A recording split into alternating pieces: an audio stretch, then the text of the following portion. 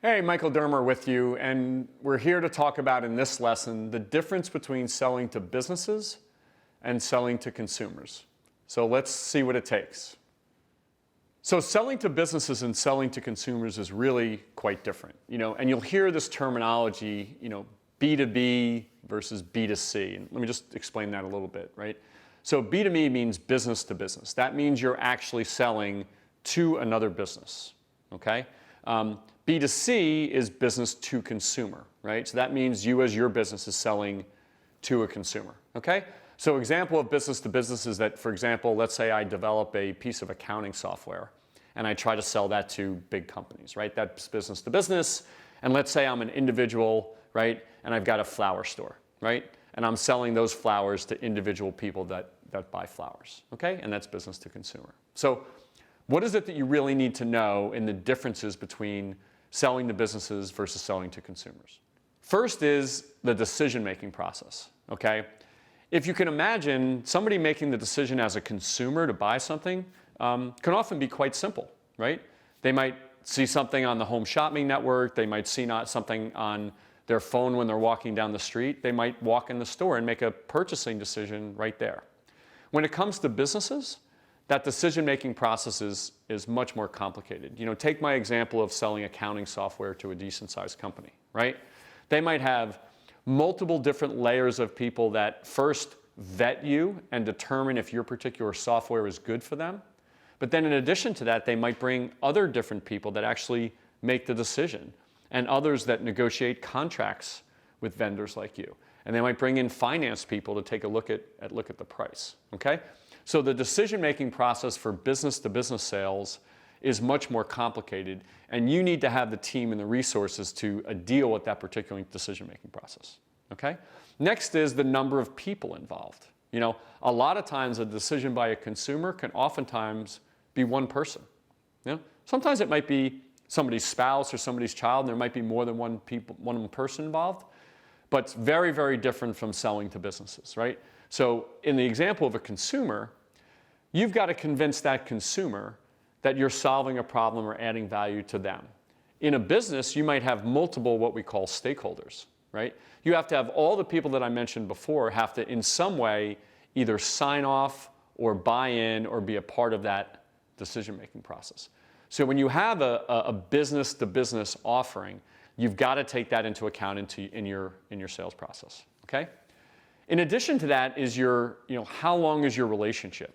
Your relationship with consumers, right, a lot of times can span long, long, long times, right? You can imagine, think about the clothing brands, right, or the cars that you love, right? A lot of times these relationships can last a lifetime, And that's not to say that that's not the case with businesses, but with businesses, it's much more about business, right? It's much more about what is the right product and service for my particular company. There's lots of different people looking at it all the time, right? And so those relationships tend not to be as long. If you can get business-to-business relationships that are long, those are great and wonderful customers to have. It's just that you're being subject to much more scrutiny on an ongoing basis with businesses than you may be with consumers. Some people get the next car that they wanted or buy their insurance from the place they got it from last year just because it's easier to do it than to go find new vendors. Businesses wake up every single day and try to find the best value for their money and oftentimes switch vendors all the time to try to bring that value to life, okay? Remember also, with consumers, you have a vast customer pool, right? If you come out with a new shoe line, right, there's lots and lots of potential customers that you can have, okay? That's both a good and a bad, right? Sometimes it's hard and you can get lost in that, but you've got lots and lots of potential customers. With business to businesses, it may be much more focused, right? If you're selling a service that helps people hire IT professionals, right, that's limited to a certain subset of businesses, right? And it's not necessarily bad that you have a big or a small pool. You just have to understand that you have to be able to hone your message into the part of that pool that makes the most sense for you. Next is your level of product knowledge. What do you need to know in offering your product and service to consumers versus offering your product and service to businesses, okay? A lot of times, consumers can be incredibly demanding. They want to know every single in and out of the car that they're buying, right? So think of a consumer coming in and being really detail oriented, but a lot of times, right, they just think big picture, right? They think, do I like the car? Does it have the features and functions do I want? I'm going to go and negotiate price. Imagine if a big company came in and tried to buy the same car. They would have people scouring through the owner's manual, right? Looking at every feature and functionality of it to say, is it right? Is it wrong? Is it up? Is it down? Okay? So people that sell to businesses really have to have very, very detailed product knowledge, because that's what's going to be expected of you by all these multiple stakeholders that come to the table. Finally is support, right?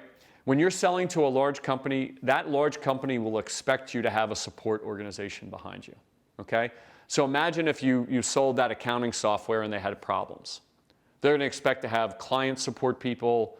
They might want to have their finance people that use that accounting software have an 800 number that they can call, right? And that's not to say that you don't have support with consumers. Certainly, consumers expect support on particular products and services all the time, right? And a high level of support.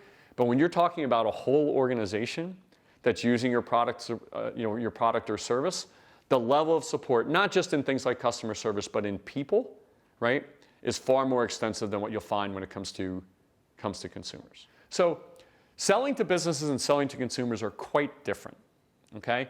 And as you think about your business, and obviously it'll become obvious to you in most cases that you're doing one or the other, just be aware of some of these differences and how you have to go about it, and hopefully some of these ideas will help you along the way, okay? In addition to this video, we've got detailed information on some of these differences and some tips that will help you on how to optimize your efforts to sell to consumers versus selling to businesses. And you can access that information right next to this video in this lesson.